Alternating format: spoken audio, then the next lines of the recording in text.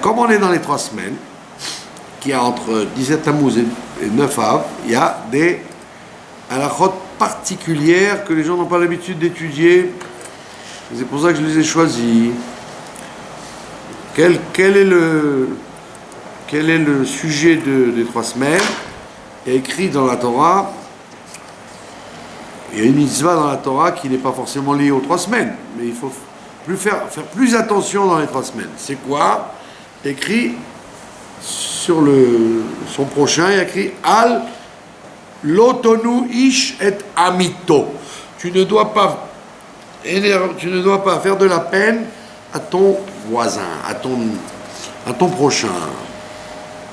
Alors, de cette phrase-là, tu ne dois pas faire de peine à ton prochain, nous enseigne le fameux Rabbeinu Yonah, un monsieur en Espagne, il s'appelait Rabbeinu Yonah. Et il a écrit un livre sur la tchouva, très grand livre sur la tchouva. Et il dit que pendant ces 3 semaines, particulièrement, il faut faire attention à ça. De ne pas faire souffrir son voisin. Par exemple. Exemple classique, dans la famille. Déjà dans la famille. Dans la famille, il faut éviter de se faire souffrir. C'est-à-dire si un des membres de la famille, il demande quelque chose, il faut faire en sorte de lui faire plaisir, de lui donner, même si on ne l'aurait pas fait dans une autre occasion. Pour ne pas faire de la peine à l'autre. D'accord? Pas commencer à dire mais c'est pas à moi de jeter les ordures, c'est ton tour. C'est ta semaine. Parce que je sais pourquoi il n'y a pas de lait? C'est moi d'acheter le lait. Tous ces trucs-là, c'est en trop. On doit se taire pour ne pas faire de la peine aux gens qui vous entourent. Et donc, pareil dans le travail, pareil dans l'autobus, pareil dans les magasins. Dès qu'on voit qu'on peut faire plaisir à quelqu'un, il faut le faire, même si on ne l'aurait pas fait dans une autre circonstance. D'accord? Si vous voyez quelqu'un qui vous dit tu me laisses ton tour, je suis pressé. Ne commencez pas à lui dire moi aussi je suis pressé. Non. Dites allez, bon, yallah. Tu veux passer avant, passe avant. D'accord? Même si la personne elle est un peu exagère, parce qu'elle a plus de choses que vous, par exemple. Tout ça, ça fait partie de l'interdiction de l'autonou, de ne pas faire de peine. Autre exemple, quelqu'un qui dort, par exemple. Les voisins, il y a des voisins, ils ont l'habitude de faire du bruit. Alors en général, vous n'osez pas leur dire parce qu'ils ne voulaient pas d'histoire. Alors il faut leur dire, dans les 3 semaines, il faut éviter de faire du bruit. Il ne faut pas déranger trop le voisinage. Ou alors quelqu'un qui dort. D'accord? Quelqu'un qui dort, il faut s'arranger pour ne pas parler trop fort, pour ne pas le déranger en disant mais c'est pas l'heure de dormir maintenant de toute façon, on ne dort pas à ce temps-là. À ce temps-là on est à table, à ce temps-là on est au travail. Tu dois passer l'éponge si quelqu'un à ce moment-là dort, fermer la porte et le laisser dormir. Sauf par exemple s'il s'agit d'un garçon après 13 ans et que si vous ne le réveillez pas, il va rater l'heure du Kriyat Shema. Il y en a comme ça qui se croient intelligents, de veiller tard la nuit, soi-disant ils font des mitzvot ou des farangen, je ne sais quelle activité nocturne. Et ils se disent bon, puisque j'ai veillé tard, je ne suis pas obligé de me lever tôt. Alors, comme il disait le Chavetz Chaim, la chorma c'est pas de se coucher tard, la chorma c'est de se lever tôt. Se lever tard, se coucher tard, tout le monde peut le faire. Mais se lever tôt quand tu t'es couché tard, ça c'est un travail. Et donc si un enfant de 13 ans veut dormir, là non, tu ne dois pas le laisser dormir, tu dois le réveiller pour qu'il fasse le Kriyat Shema le matin. Tu ne dois pas avoir pitié de son sommeil. Pourquoi? Parce que la mitzvah de Kriyat Shema, c'est la Torah qui demande. C'est pas une coutume. C'est une mitzvah de prendre sur soi le joug divin très tôt. Donc tu peux pas dire je vais avoir pitié de lui, je vais laisser dormir. Ça arrive très souvent aux mères et aux grands-mères, qui ont tendance à dire bon allez, laisse-le dormir. D'accord? Laisse-le dormir, il a tout le temps pour faire la religion, quoi. Alors on dit non, il ne faut pas avoir pitié quand il s'agit du Kriyat Shema. D'accord? Indication classique qui n'a rien à voir avec les 3 semaines, si vous installez chez vous un air conditionné, un Mazgan, d'accord? Alors le monsieur il vous dit voilà, il faut le mettre là, c'est le meilleur endroit, etc. Vous avez le droit de faire ça que si vous êtes sûr que ça ne va pas déranger, le bruit ne va pas déranger les voisins d'en dessous et que l'eau ne va pas couler dans leur maison à eux. Il y a beaucoup de gens qui disent moi j'ai bien fait, j'ai fait tout ce qu'il faut, mais ils ont oublié que ça risque de déranger soit le bruit, soit l'eau, le voisin d'en dessous. Et ça on dit on n'a pas le droit. Pardon? C'est pas que pour les 3 semaines. En plus, un Mazgan, c'est pas que pour les 3 semaines. Ouais, c'est ça, c'est pour tout le temps. C'est pour tout le temps. En passant, on te dit ça.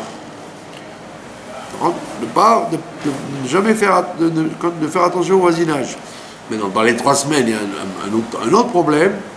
C'est par exemple de ne pas utiliser le Mazgan à des heures qui dérangent.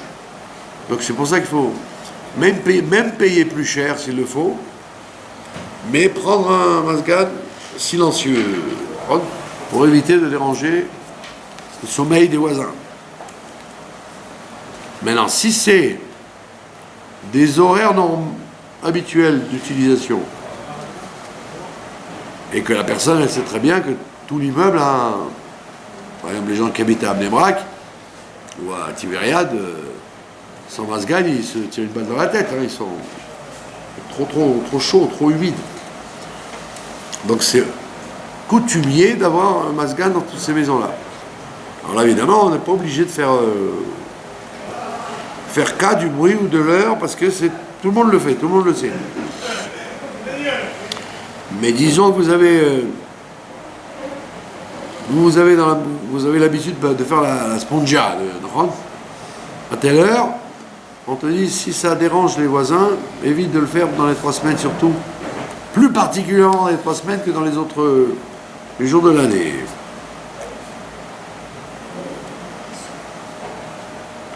Autre exemple, il y a des gens qui parlent d'une fenêtre à l'autre. Comme en Italie, comme ça, ils se parlent d'une fenêtre à l'autre.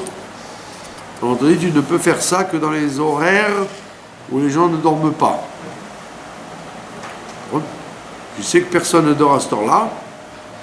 Par exemple, après Shabbat, après la Havdalah, personne ne dort encore. Les gens ils font la vaisselle, ils papotent, ils discutent. Donc là, tu peux faire du bruit. Mais si c'est en pleine nuit ou dans les heures d'après-midi où les enfants qui dorment. Et pourquoi dans les 3 semaines? Parce qu'il y a écrit dans le Midrash que dans cette période-là, il y a un ange. Pas gentil, qui attrape toutes les occasions pour envenimer les situations. Alors, les enfants, par exemple, pas les frapper pendant cette période-là.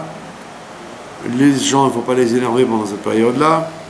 Parce qu'il y a un ange accusateur qui monte la température, qu'une petite remarque qui serait passée tranquille, elle devient cause de gros scandales. Donc pour éviter ça, on te dit,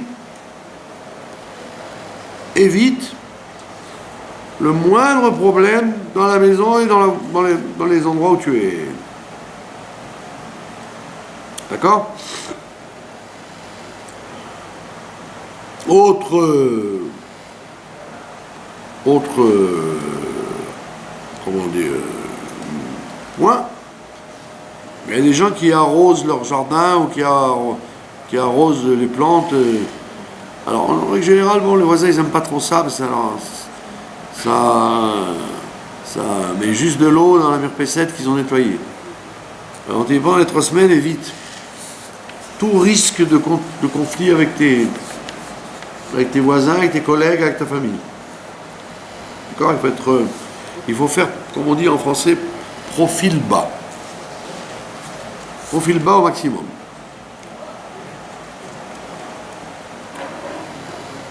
Également, au niveau juridique, par exemple. Au niveau juridique, tu voulais attaquer en justice quelqu'un parce qu'il t'a, je sais pas moi, il t'a fait un dommage quelconque. Pendant ces 3 semaines, il faut éviter d'attaquer les gens en justice. Il vaut mieux attendre après, parce que ça, comme on l'a dit, l'ange accusateur risque de donner des proportions plus graves qu'elle ne l'avait. Comme on voit l'histoire de Kamsa. Et Bar Kamsa dans la Gemara, on apprend que c'est une histoire banale aurait pu se terminer en queue de poisson, et au lieu de ça, elle s'est terminée par la destruction du temple. On raconte ça pour dire que ne crois pas qu'il y a quelque chose d'anodin. Par exemple, tu voulais faire une remarque à quelqu'un. Si je vais en profiter là, parce que je le vois maintenant, je vais en profiter pour lui faire. Il dit, surtout pas. Dans les 3 semaines, évite cette remarque, retiens-toi. Même si tu n'es pas sûr d'avoir une occasion propice de le trouver seul à seul, en face à face, on dit non. Une période trop risquée, ne fais pas de remarques et n'attaque pas en justice. Maintenant, évidemment, si c'est vous qui êtes attaqué, évidemment, c'est autre chose, parce que si vous laissez traîner, vous risquez de perdre. Mais dans tout cas un peu épineux, il vaut mieux poser la question à Rav il faut attendre ou s'il faut se défendre maintenant. D'accord?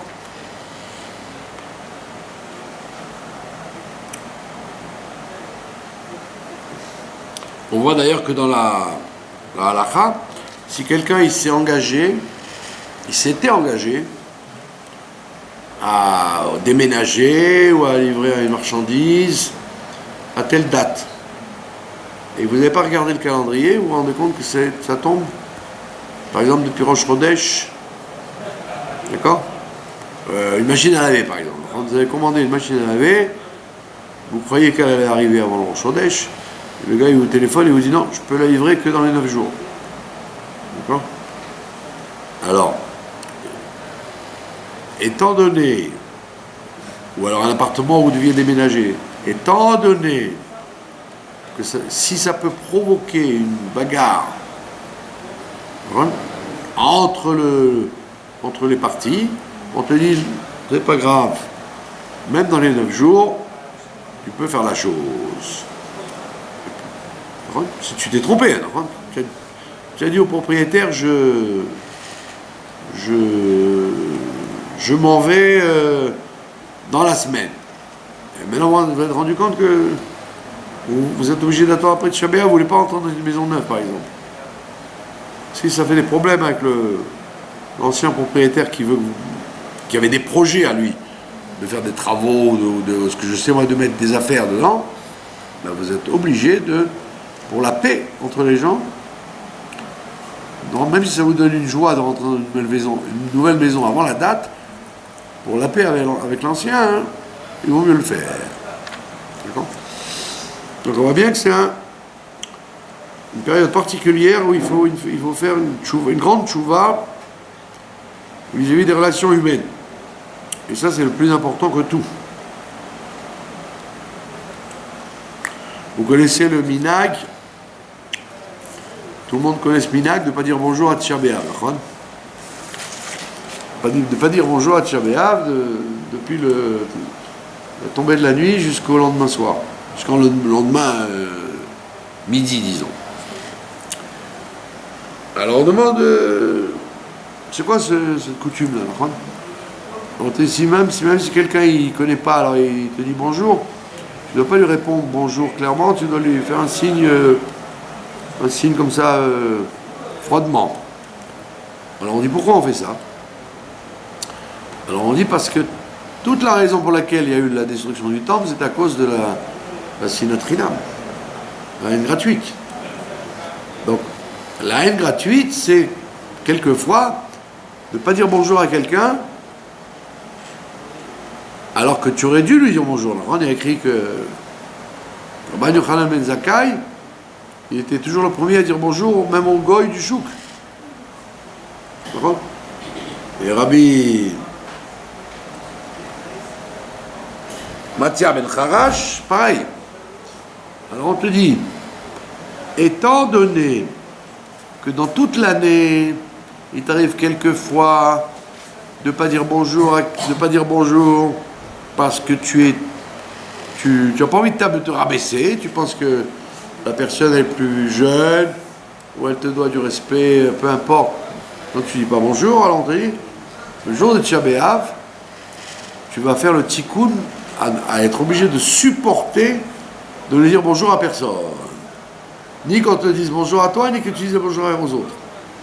Et ça, c'est très pénible. Parce que dans l'année, vous avez vos têtes. Celui-là, vous dites bonjour, celui-là, non. Alors, tu es à Tisha B'Av, personne ne dit bonjour à personne. Comme ça, on va t'apprendre à apprécier les autres fois où tu vas t'empresser de dire bonjour à tout le monde. D'accord? Le Chafetz Israël, il disait toujours, bien qu'on ne dise pas bonjour dans une synagogue, on ne s'embrasse pas, etc., il disait, il vaut mieux fauter d'excès d'Avat Israël que de fauter d'excès de Sinat Chinam. Donc s'il y a des gens qui embrassent tout le monde ou qui disent bonjour à tout le monde, il y a comme ça des gens qui sont très expansifs, ils saluent tout le monde, ils disent bonjour à tout le monde. Et il vaut mieux faire cette avéra de dire bonjour à tout le monde dans une synagogue que d'en arriver à la avéra de se fâcher avec tout le monde. Voilà. C'est un mot du Chafetz Chaim. Et il disait même avant la tefila, c'est-à-dire que même à un moment où tu étais censé attendre après la prière, il te disait, le Chafetz Chaim, même si quelqu'un dit avant, il ne sera pas puni pour ça, bien au contraire. Voilà. Est-ce que vous avez des questions? Là, il amène d'autres exemples. Il dit par exemple dans les quartiers où on fait passer des haut-parleurs pour annoncer la mort ou une nouvelle, il dit pendant les 3 semaines, il faut faire très attention de ne pas, surtout pas faire ça dans les heures où les gens dorment. Les heures où les gens se reposent, ne soient pas obligés de leur annoncer des mauvaises nouvelles. En Israël, jusqu'à 4 heures. Pardon? De 2 à 4. Par exemple. En Israël. Ouais. Pas partout. Donc il te dit, c'est Rabbeinu Yonah qui explique tout ça. Dans le Shulchan Aruch, il y a beaucoup de textes qui, dans ces 3 semaines, les gens ils mettent l'accent sur les minagim, de ne pas repasser les chemises ou pas laver du linge, etc. Mais ça, c'est la base de tout.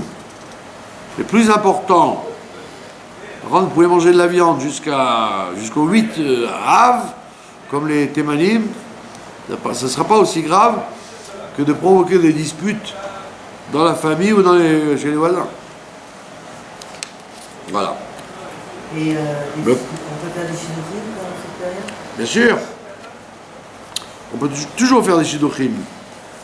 Même à Erev Kippour, il y avait un grand rave qui avait fait un shidduch juste avant la Neila. Il avait dit aux garçons et à la jeune fille de manger vite la Seudat Hamav Seket pour se rencontrer avant le moment de Kol Nidre. C'est évident. Mais il ne faut pas se disputer dans le Chidour. Parce que là, il faut faire la paix à tout prix. Donc c'est pas le moment de se disputer dans un Chidour. Voilà.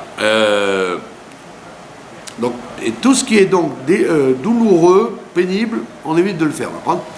Si vous avez rendez-vous avec un dentiste ou ce que je sais moi, un chiropracteur, quelqu'un qui risque de vous faire mal, repoussez ça après Tisha B'Av. Voilà. Les voyages.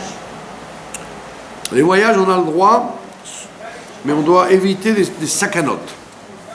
Tout ce qui est danger, par exemple, quelqu'un il doit faire de la natation pour son dos. Vous comprenez ? Alors il peut faire de la natation parce que c'est médical. Mais dans la semaine, à partir de Rosh Chodesh, on évite les dangers. Par exemple, les baignades, les escalades, les promenades, etc. On évite. Je vous ai raconté cette histoire qu'il y avait un champion de natation, un juif. Et on lui a dit, à partir de Tisha B'Av, il ne faut pas nager. Il a dit des bêtises, tout ça. Moi, je suis un champion de natation. Et ben, il s'est noyé. Noyé, il est mort. Hein. C'est pas qu'il était simplement un champion de natation. Donc, s'il n'y a pas besoin, bon, si c'est de la piscine surveillée, pour le dos, la brasse, d'accord. Et si c'est pas besoin, qu'il y a un côté de s'amuser, on évite pendant les 9 jours. C'est pour ça que les camps de vacances des enfants, etc., Après. ben oui, il vaut mieux qu'ils les fassent après. Voilà. Ça, c'est des trucs dangereux. Et également la voiture, par exemple. C'est quelqu'un qui conduit une voiture, ou quelqu'un qui a un vélo, il faut qu'il fasse très attention dans cette période-là, de mettre le casque, de ne pas rouler vite, parce qu'il y a des accusateurs qui attendent ces moments-là pour faire des problèmes. Enfin, et puis les petits jeunes là qui aiment rouler vite, ils se mettent en danger pendant cette période, ils n'ont pas le droit. Et en plus qu'ils mettent en danger les autres. Voilà, ça c'était la halakha. Pas de questions. Maintenant Rosh Chodesh c'est lundi. Donc il y en a qui ont la coutume de manger de la viande parce que c'est Rosh Chodesh. Il y en a la coutume de ne pas en manger. Faites comme vous l'entendez. Dans tous les cas, ce qui est sûr, il y en a qui disent que si on ne peut pas conserver une viande qu'on a fabriquée Shabbat, par exemple, vous avez fait trop Shabbat, et vous n'avez personne qui va manger. Quand Rosh Chodesh ça tombe lundi, c'est un peu juste. Il y en a qui disent, si vous ne pouvez pas mettre au congélateur pour le conserver, il vaut mieux le manger que de faire du gaspillage. Parce que le gaspillage, c'est un côté d'Oraïta. C'est un côté de la Torah. Alors que manger de la viande, ce n'est qu'une coutume. Surtout que la viande réellement interdite, c'était la viande grillée au feu. Mais les viandes déjà cuites ça ne donne pas une joie qui ressemble au Beth Amikdash. Au Beth Amikdash, il n'y avait pas de viande cuite dans la marmite. C'était toujours au feu. D'accord ? Donc effectivement, il y a des priorités. Le rabbi ne mangeait pas la viande grillée. Maintenant, si vous mettez... Pardon ? Le rabbi ne mangeait pas la viande grillée. Oui, parce qu'en souvenir du Beth Amikdash, c'est un autre problème. Mais comme on n'est pas de rabbi, on peut en manger. À l'éveil qu'on ait des regrets du Beth Amikdash... Il faut acheter. Ouais. Non, c'est pas embêtant. De toute façon, pour ce que le rabbi mangeait une boulette de poulet, ça n'allait pas très loin. Bon, Bekitsour.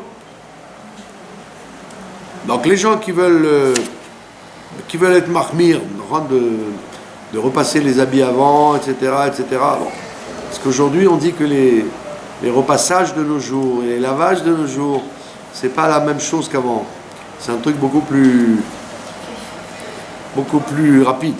À l'époque, il faisait tenir le col avec de l'amidon, alors qu'aujourd'hui, repasser ou pas repasser, ce ne sont pas un confort particulier quand on met une... Bon, tous ces minagim, donc... Le lavage, on n'a pas 9 jours. Pardon. Si vous... Le lavage, on essaye de pas trop... Ouais, tout ce qui est lavage de chemise, de choses de valeur, on évite. Et si c'est des sous-vêtements, des chaussettes, des choses qui vont sentir mauvais pendant 9 jours, avec la chaleur qu'il fait surtout en plus, on n'est pas obligé d'être marmire. D'accord? Voilà. On va faire la paracha si vous le voulez bien. Même si vous ne le voulez pas d'ailleurs. Parce que on n'est pas en démocratie. On est en dictature. Donc cette semaine, on va terminer le livre de Bamidbar. D'accord? Toujours, avant la semaine de Tisha B'Av, on doit finir le livre de Bamidbar. C'est obligé. Pour commencer le livre de Dvarim, juste avant Tisha B'Av. Donc on est bien obligé de terminer. Alors, il y a 2 parachutes très longs. Une qui parle des vœux, Matot, parle des vœux, et l'autre qui parle des Massaot, qui parle des voyages. Les 42 voyages que les Bnei Israël ont fait depuis la sortie d'Égypte jusqu'à l'arrivée devant le Jourdain, Yarden, Yericho. Les 42 étapes. D'accord? Alors, tout le monde sait, ou tout le monde ne sait pas, que les 42 étapes dont on parle, les commentateurs disent, aussi bien les commentateurs du Midrash et de la Torah, que les commentateurs de la Chassidut, du Moussar, ou de tous les livres de pensée juive, ils disent que ces 42 étapes ne sont pas seulement les 42 étapes du Ham Israël dans le désert, auquel cas c'est pas tellement intéressant de nous raconter le passé, mais ce sont les 42 étapes soit du peuple juif dans l'histoire, qui va vivre comme ça, 42 étapes dans toute la durée de l'histoire jusqu'à la venue du Mashiach, ou alors mieux que ça, les commentateurs chassidiques qui disent que c'est les 42 étapes de la vie de chacun. Chacun dans sa vie doit passer ces 42 étapes. Alors évidemment, comme on a le libre arbitre, ça peut être soit en montant, dans une montée, une progression et une amélioration, soit que Dieu préserve une dégringolade. Et ça, c'est fonction du choix des gens. Et pourquoi on lit ça juste avant, dans les 3 semaines, Tisha B'Av? Parce que les 3 semaines s'appellent Ben Ametzarim. Le soir de Tisha B'Av, on lit, vous savez qu'on a déjà vu plusieurs fois, il y a 5 Megillot. 5 Megillot. La Megillah de Esther, c'est à Purim, bien évidemment. La Megillah de Ruth à Shavuot. La Megillah de Shirachirim à Pessah. La Megillah de Kohelet à Sukkot. Ouais, parce que... Et la Megillah de Echa à Tisha B'Av. Et comme le Tzemach Tzedek, il dit une chose intéressante, il dit, même si le Mashiach vient, on lira quand même la Megillah de Echa, mais avec la musique de la Megillah d'Esther et avec les secrets qu'il y a dedans, qui sont des secrets positifs. Quand vous êtes assis par terre le soir de Tisha B'Av, alors vous dites Echa Yashva Badad, comment le Ham Israël il est seul, isolé, mal vu, d'accord? Mais si Mashiach vient, alors c'est pas la même chose. C'est Echa Yashva Badad, c'est-à-dire qu'on est on sera isolé dans le sens qu'on sera unique. Que le monde entier va dire ah, il n'y a pas comme l'âme Israël, c'est un âme spécial. Donc tout va être lu, tout va être vécu autrement. Tout dépend de la situation, Galout ou Géoula. Et donc on te dit la même chose. Quand on appelle cette période-là Bein HaMetzarim, Bein HaMetzarim, mais ça veut dire entre les limites. Ça veut dire que tu es bloqué. Tu es bloqué à droite, à gauche. Comme on l'a dit tout à l'heure dans la halakha.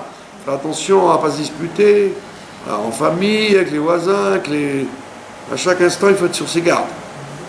Donc tu es Ben HaMetzarim. Mais de cette situation de mise en garde, tu peux justement tirer le meilleur. Tu peux tirer le meilleur, tu peux sortir de tes limites grâce à ça. Donc c'est-à-dire que c'est pas obligé que ce soit 3 semaines de limite. Tu peux être au contraire 3 semaines de libération. Et c'est pour ça qu'on te dit la même chose dans les 42 étapes. Chaque étape, tu peux soit l'entrevoir dans ta vie comme une occasion de réaliser l'étape dans le bien ou dans le mal. Il te donne un exemple. Il te dit qu'ils sont arrivés à Dovka. Une des étapes, c'est Dovka. Dovka, ça veut dire le battement du cœur. Dofek. D'accord? Alors, ils sont arrivés à battement du cœur. Et alors? Ça veut dire quoi? Alors, battement du cœur, ça veut dire 2 options. Soit tu as le battement du cœur d'une bonne nouvelle qui va t'arriver. Tu attends impatiemment une bonne nouvelle. Alors tu as le cœur qui bat de bonnes nouvelles. Et ça peut être le battement du cœur de la police qui va arrêter quelqu'un parce qu'il n'a pas payé son loyer. Donc on voit bien que chaque étape, il ne tient qu'à l'homme de se positionner pour la vivre, ou dans un sens ou dans un autre. D'accord? Il y a une étape amusante qui vous concerne à vous, ça s'appelle Alouche. Ils sont arrivés à Alouche. Alouche, ça veut dire les petits agneaux. Alouche, c'est des moutons. Alors, qu'est-ce que c'est que cette étape de Alouche? C'est quoi? Ils sont arrivés à l'étape mouton. C'est quoi ce mouton? Alors, probablement qu'à cet endroit-là, ils ont eu beaucoup de... Comme ils avaient beaucoup de bétail avec eux. Ils ont eu énormément... C'est un endroit propice pour avoir énormément de richesses d'agneaux. D'accord? Et maintenant, si tu veux le voir négativement, ça veut dire qu'ils étaient comme des moutons. Ça veut dire bêtes qui ne réfléchissent pas, qui ont perdu le sechel. On voit bien que dans les troupeaux, ils suivent bêtement d'après le plus fort des moutons. Donc on te dit, voilà, dans chaque étape, tu peux y voir soit progression, soit embellissement, soit le contraire, abêtissement. Comme je dis tout le temps, il y a 7 milliards de gens qui sont bloqués avec leur iPhone, d'accord? Pour les juifs, c'est une catastrophe. Parce qu'ils n'étudient pas la Torah, parce qu'il reste des heures entières à vérifier les SMS qui m'a envoyé, qui m'a pas envoyé, etc. C'est une descente pour les juifs. Et pour les goïms, c'est très bien. Ça leur évite de se bagarrer, de se disputer avec le monde. Ils sont renfermés sur eux-mêmes. Ouais, les Éthiopiens ne parlent pas aux Russes, les Chinois ne parlent pas aux Russes, chacun dans son truc. Il n'y a pas de bagarre entre les gens puisque personne ne parle à personne. Entre mari et femme. Et entre mari et femme, ça peut être une catastrophe. Il y a un truc comme ça, un arabe, il rentre chez lui, sa femme, il est en train de... Alors il en a marre, il attend, il est sur le fauteuil et tout ça. Alors il prend son... Et comment Ton iPhone. Il commence à parler parler, commence à parler, Ah. Il lui rend le iPhone. Donc, mais on voit que chaque situation, et c'est ça tout le chidouche. Tout le chidouche. C'est que tu aurais pu dire, c'est obligé d'être comme ça. Alors on dit non, les étapes qu'ils ont traversées, eux, il y avait des étapes où c'était bien, les étapes c'était catastrophique, on te les cite comme ça. Bon, on te dit par exemple la 25e étape, c'est quoi la 25e étape?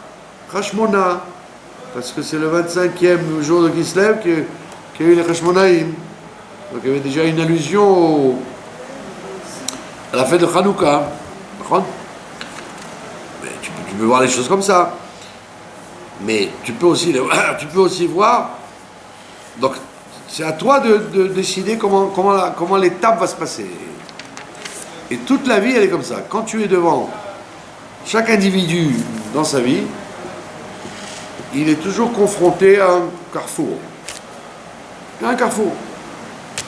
Et tu ne peux pas dire ce carrefour il est bien ou il est mauvais. Non, comme c'est un carrefour, il peut aller vers la droite, soit vers la gauche. Ça n'a aucune.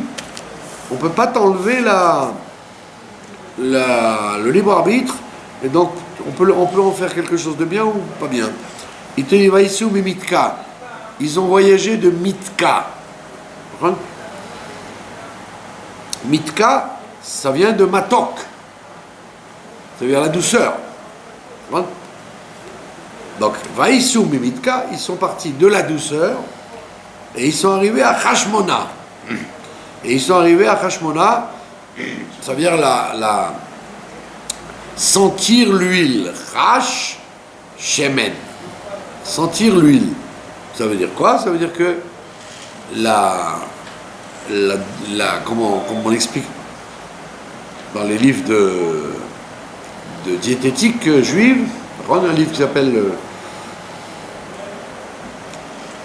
Sefer Mahor, qui dit là-bas comment manger, comment déguster, comment mastiquer, etc. D'accord? Alors c'est connu que et j'ai pas besoin d'être prix Nobel de diététique pour le savoir, que si tu manges sans appétit et sans goût, ça ne fait pas grossir. D'accord? Tous les gens qui sont de bile, qui sont bileux, qui sont de mauvaise humeur, qui sont pas joyeux, etc., automatiquement ils peuvent manger autant qu'ils veulent, ils ne grossissent pas. Parce que la bile élimine la nourriture sans grossir. Il y a des femmes, par exemple, qui ne sont jamais grosses. Et vous les voyez manger, bien il y en a, vous dites comment elles font. Pourquoi? Parce qu'elles sont de tempérament bileux. Mais les femmes ou les hommes, d'abord, qui ont la bile blanche, ce qu'on appelle la bile blanche, c'est-à-dire les gens volubiles, de bonne humeur, etc., eux, ça y est, comme ils sont de bonne humeur, tout leur profite et ils grossissent. Pour la même quantité de nourriture que celui-là mange et celui-là mange, l'un il reste maigre, sans gymnastique, et l'autre il grossit. Aussi, Amen Shimei là-bas. Voilà, comme l'histoire de Rabbi Nachum de Tchernobyl, exactement. Donc c'est ce qu'il te dit. Regardez, je vais revenir au maton là. Attendez, alors il te dit, Vaïsou Mimitka, ils ont voyagé de la douceur, ils ont voyagé de la douceur, et ils sont arrivés à Shemet, à devenir gros. Comme ils voyaient de la douceur dans cette étape-là où ils étaient, ils sont arrivés à Hashmona, ils sont devenus à grossir de ça. C'est-à-dire qu'on leur aurait fait un diagnostic à ce moment-là, on dit, vous êtes bien là, tout va bien pour vous. D'accord? Mais vous pouvez... Ils ne sont pas fait de bile, quoi. Pardon? Ils ne sont pas fait de bile, là. Ils sont... Ils ne sont pas fait de bile. Ils n'ont pas fait de... Voilà, ils n'ont pas fait de bile. Donc c'est ce qu'il te dit, tu peux arriver à... Et c'est pour ça que les gens qui veulent maigrir, les gens qui veulent maigrir sans se retrécir l'estomac comme il y en a qui font, c'est de voir les choses moins en rose. Si tu vois les choses moins en rose dans la vie, tu maigriras plus facilement. C'est un travail psychologique. Alors maintenant, il te dit, et donc tu vois que tout est comme ça dans les 42 étapes, sans aucune comment on dit ça, obligation que ce soit bon ou mauvais, ça peut être l'un ou l'autre. C'est pour ça que les commentateurs, vous voyez, vous avez les commentateurs de Chassidou, les commentateurs du Moussar, les commentateurs du Midrash, ils peuvent vous dire une chose et son contraire. Alors vous allez dire, attends, mais j'ai pas compris, j'ai lu dans un livre que c'était très bien cette étape-là. Dans ce livre-là, il dit non, ça va pas du tout. Alors, c'est vrai ou faux? Ben, les deux sont vrais. Puisque ça, tout dépendra comment tu vois la chose. Maintenant, l'intérêt de cette... c'est qu'il raconte l'histoire des 42 étapes. Mais il s'arrête à une étape et il s'allonge dessus. Quelle étape? L'étape où Aaron va mourir. Or Aaron. Il y a deux endroits qui s'appellent Or Aaron. Il y a Or Aaron dans le sud. Dans le sud. Pas loin de là où Moshe est enterré. C'est là où Aaron est enterré. C'est en Jordanie, c'est juste en face de Guilo. Quand vous traversez en ligne droite, après le Jourdain, en face de Guilo, vous tombez, si vous avez un télescope ou des jumelles, vous pouvez le voir. Il y a la tombe de Aaron à Koher, là-bas, en Jordanie. Mais elle n'est pas dans le côté de plaine. Elle est dans la montagne, très difficile à accéder. On ne peut y arriver qu'en âne, à dos d'âne. On peut y arriver ni en voiture. Il y en a, ouais. Il y a des gens qui pèlerinent là-bas. Il y a des gens qui prennent ils évitent d'avoir un passeport israélien parce qu'il peut y avoir des problèmes avec la police jordanienne. Et ils vont là-bas et ils pèlerinent. Alors évidemment, c'est un peu léger, quoi. C'est pas beaucoup de monde. Pardon, mais Myriam aussi doit être dans la région, bien sûr. Ils sont les trois là-bas. Donc c'est le Or du sud. Mais il y a un Or dans le nord, dans le Liban. Il ne faut pas se tromper. Il y a des gens qui disent mais non, Aaron il est enterré au Liban. Non, c'est pas le même. C'est le même nom, mais pas le même endroit. Et là, Pitom, la Torah, elle s'arrête de raconter les 42 étapes, alors qu'elle n'a rien dit. Elle est passée de l'Égypte, le désert, tac, tac, tac. Pitom, dès qu'elle parle de Or, elle dit, là-bas il est mort Aaron, et il a vécu 123 ans, et il est mort le Rosh Chodesh Av. Qu'est-ce qui t'arrive, Pitom, de nous raconter tout ça? Il y a marqué Rosh Chodesh Av. Eh oui, il n'y a pas écrit Rosh Chodesh Av, il y a écrit le Rosh Chodesh, le premier jour du 5e mois. C'est ça.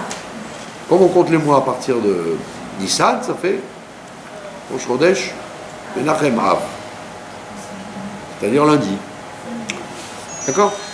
Donc, alors on dit, mais attends, mais pourquoi Pitom, tu me répètes ce que je savais déjà? Qu'Aaron est mort, à Orah. Pourquoi tu me répètes ça? En plus, tu vas me le répéter encore une fois dans Dvarim. Alors on dit parce que l'étape de Orah, avec ceci de particulier, que les Bnei Israël ont reculé de 8 étapes.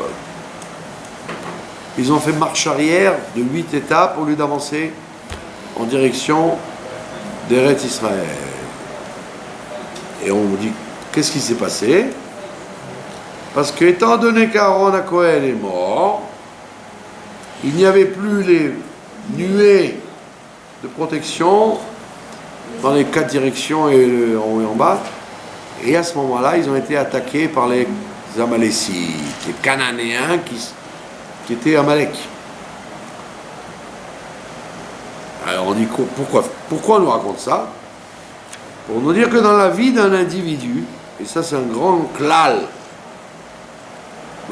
de la vie, la seule chose qui peut bloquer ton avance matérielle et spirituelle, c'est la capacité que tu as de ressembler à Aaron ou pas ressembler à Aaron. Si tu ressembles à Aaron à Cohen, tu fais la paix entre les gens, tu n'emmènes pas la zizanie entre les voisins, les amis, la famille, etc. Tu fais comme Aaron à Cohen. À ce moment-là, tu avances. Les étapes, tu brûles les étapes, tu gagnes du temps. Si ta vie, elle est faite, et il a dit ça, et il m'a fait ça, et j'ai fait, et pourquoi, et ça m'a, je me suis embrouillé à cause de ça, nanana, on te dit, bravo. Tu vas être bloqué de 8 étapes. Au lieu de trouver un chidour, tu vas être coincé. Pour trouver une bonne parnassade, tu vas être coincé. Trouver une belle maison, tu vas être coincé. La Aaron à Cohen, d'être son élève, comme dit Hillel Azaken dans les Pirkei Avot, d'être un élève d'Aaron à Cohen. On ne dit pas d'être un élève de Moshe Rabbeinu, on n'est pas dit un élève de Myriam, un élève d'Aaron. Oev Shalom, Rodef Shalom, de chercher la paix, d'aimer la paix. Attends, mais c'est tellement fort. Eh oui, monsieur, c'est tellement fort que c'est la raison de 2000 ans de la galoute. Les 2000 ans de la galoute viennent à cause de ça.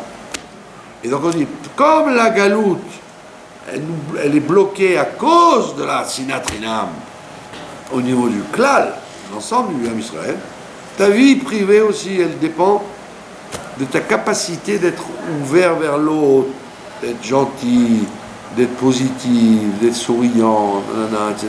Les gens qui sont... Dieu, ça ne le dérangera pas au bon Dieu que tu lui fasses la tête. Mais ne fais pas la tête aux autres. Sois gentil avec tes contemporains. Et tu t'ouvres toutes les portes. Alors, comme disait le rabbi de je ne sais plus quoi, un rabbi chassidique, que Dieu me pardonne d'oublier son nom, il disait le fait d'avoir des brachot des gens, c'est plus utile que les brachot de Dieu. Ouais.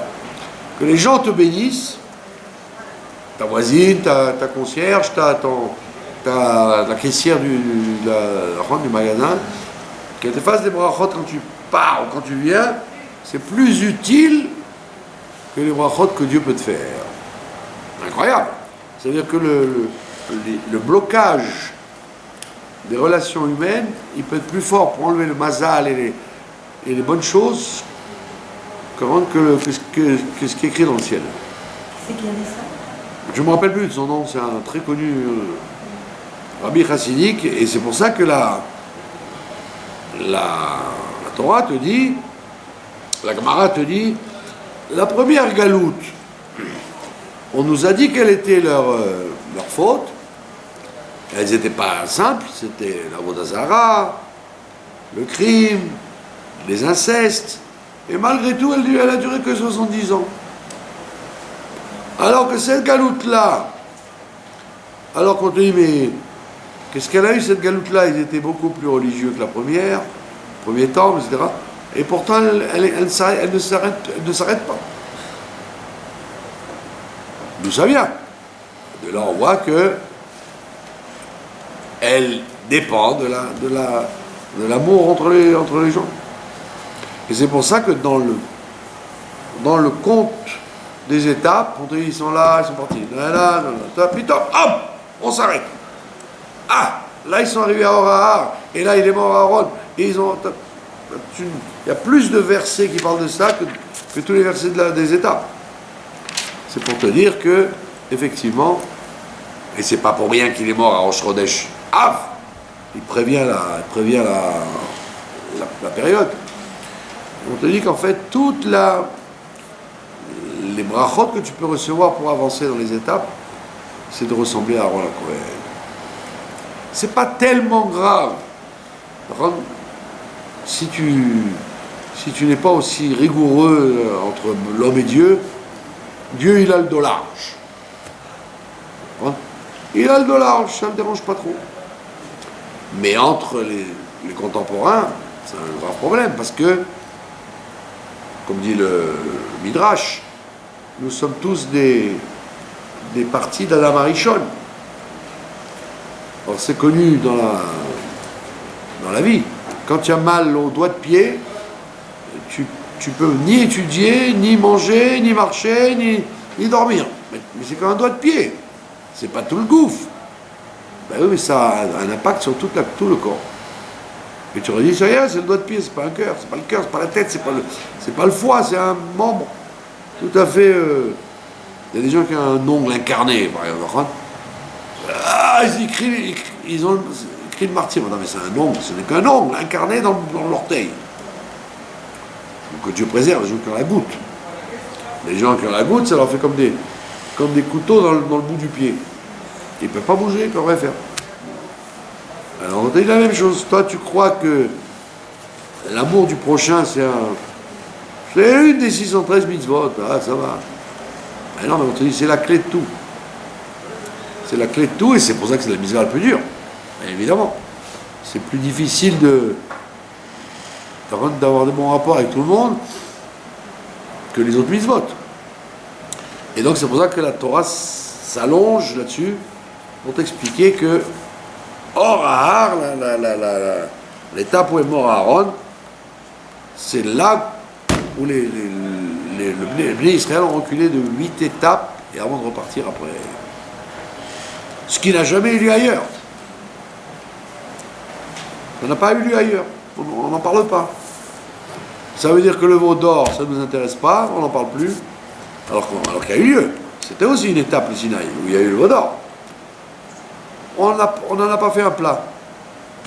Le veau d'or, allez, continuons. Étape suivante. Ils sont arrivés dans l'autre partie du désert. Mais Aaron à Cohen, on en fait tout un plat.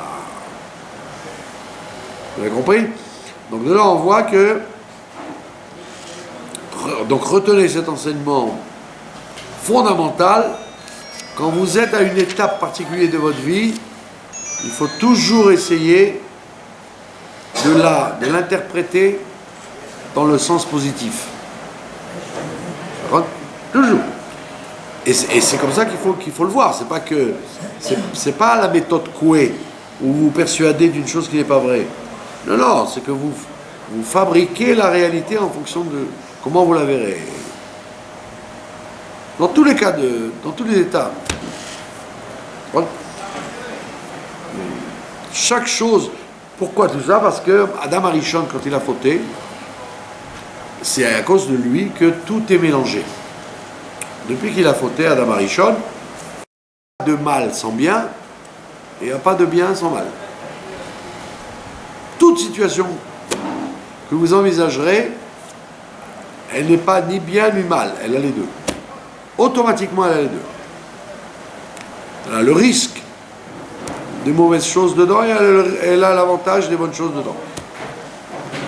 Donc, alors comment ça marche? Eh bien, ça veut dire que quand tu te trouves devant une situation, tu dois voir le bon et le mauvais côté qu'il y a obligatoirement, automatique, il y a un bon et un mauvais. Et tu dois extirper le bon pour faire pencher la situation du côté bon. Et laisser de côté le mauvais. Oublie automatiquement. Vous avez compris? C'est comme l'histoire du verre à moitié plein et du verre à moitié vide. Il sera toujours de la même façon à moitié plein ou à moitié vide. Les deux sont vrais. C'est pas une psychologie, je le vois à moitié vert ou à moitié plein ou à moitié vide. Non, il est les deux. Il est les deux. Et donc tu es obligé de dire je vais aller dans le côté qu'il est à moitié plein. Donc il y a quand même pas mal à boire. Le professeur qui a donné une feuille blanche et qui a un point noir à tous les niveaux. Voilà. Une dissertation, ils ont tous disserté sur le point noir, tout le monde, pas sans exception, aucun n'a parlé du blanc. Voilà. Alors que c'était la majorité de la feuille. Exactement. Maintenant je viens de comprendre une chose. La première Yechidut avec le Rabbi, il y a 33 ans maintenant, Matot Massé portait la vengeance de Dieu en Midian. Matot, ouais. Voilà. Donc après j'ai expliqué, j'ai lu les commentaires, etc. parce que ça m'intéressait. C'était la base de porter la vengeance de Dieu en Midian. Madone. Ou Mériva, ouais. faire la paix, D'accord? apporter le Oev Shalom. Exactement. Et c'est pour ça qu'à la fin de la paracha, Pitom, alors qu'on vous a parlé des étapes, etc., Pitom, on vous parle de la terre d'Israël dans laquelle vous allez rentrer. Et comme on vous parle, en passant, des villes de refuge, pour la première fois, on envisage, puisque maintenant ils vont rentrer en Eretz Israël, donc il va y avoir des villes de refuge. En passant, alors qu'on aurait pu simplement vous citer les villes de refuge, on vous raconte toute l'histoire des criminels volontaires et involontaires. Et qu'est-ce qu'on fait s'il a fait exprès, s'il n'a pas fait exprès, etc., etc. Et ça, c'est très long. À la suite, d'ailleurs, comme vous disiez, du début de Matot, qui a dit de venger les gens de Midian. On dit pourquoi encore on continue après ça? Quel rapport avec les villes de refuge? Maintenant, ils nous racontaient là les criminels volontaires et involontaires. Alors on dit parce que si tu ne fais pas attention à devenir un Oev Shalom, un Rodef Shalom, tu aurais dit bah ça va, pas trop exagérer, ressembler à Aaron à Cohen, ça va, j'essaye un peu, mais je peux pas trop. On dit non parce que après on parle de criminels, volontaires et involontaires. Et là-bas il te dit une chose ahurissante. Il te dit comment peut-on devenir un criminel involontaire quand on n'a pas dit 3 jours bonjour à quelqu'un? 3 jours, on ne l'a pas salué, exprès évidemment, pas qu'on ne l'a pas vu. On l'a vu 3 fois, 3 jours d'affilée, et on a fait exprès de ne pas lui dire bonjour. Et le fait de ne pas lui dire bonjour 3 jours, tu laisses la porte ouverte à pouvoir un jour être un criminel involontaire. De mol shilshom, 3 jours. Donc, et c'est ce que je racontais à quelqu'un qui me disait on fait la Torah, les mitzvot, on voit pas trop à quoi ça sert, c'est fatigant, c'est usant. Alors, quand tu vérifies comment c'est quand il n'y a pas la Torah et les mitzvot, tu peux arriver à des situations où quelqu'un il va assassiner son voisin parce qu'il a pas dit bonjour dans l'escalier.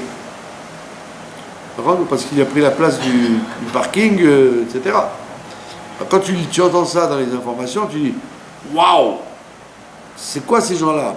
Eh bien, tout simplement, de fil en aiguille, il y a une banalisation dans les relations humaines. Si tu n'es pas un chassid d'Aaron à Cohen, tu peux en arriver à devenir un criminel involontaire.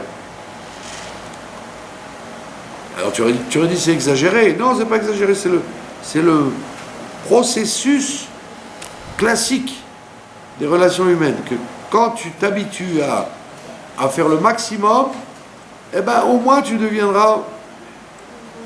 auras un minimum. Tu ne seras pas trop sauvage. Même si tu n'as pas réussi à être un Aaron à Cohen, tu auras au moins réussi à être un Ben Adam dans ta vie. Mais si tu dis c'est pas la peine, moi j'ai pas envie d'être un chassid d'Aaron à Cohen, ça m'intéresse pas. Alors fais très attention, parce qu'un jour va venir où tu peux être volontaire ou involontaire dans un crime. Mais comme on voit malheureusement, il y a des endroits, il y a des situations où des gens que vous n'auriez pas envisagé peuvent devenir des criminels par une dispute qui a commencé par des mots tout bêtes. Donc c'est pour ça qu'on te dit, dans les 2 parchiotes, il y a une espèce de suite, de prolongement, et on te dit donc les 42 étapes de ta vie, fais attention à ne sois pas bloqué par des comportements. D'abord de t'user la santé, parce que quand tu es contrarié par des gens, tu t'uses la santé, c'est tout ce que tu fais. C'est pas que tu as réglé le problème. Tu te ronges, mais tu n'as rien réglé. D'accord? Donc on dit, sois comme Aaron à Cohen. Aaron à Cohen, Oev Shalom. Tu dois aimer la paix. Comme dit mon... Pardon? Oui, tu vas grossir de bonne humeur. Comme dit mon proverbe, n'essaye pas d'avoir raison, essaye d'être intelligent. Altier, Sodek, Tier, Chacham. Et donc voilà, quand vous êtes décidé à ressembler à Aaron HaKohen, vous serez Bezrat Hashem dans la joie, dans la bonne humeur.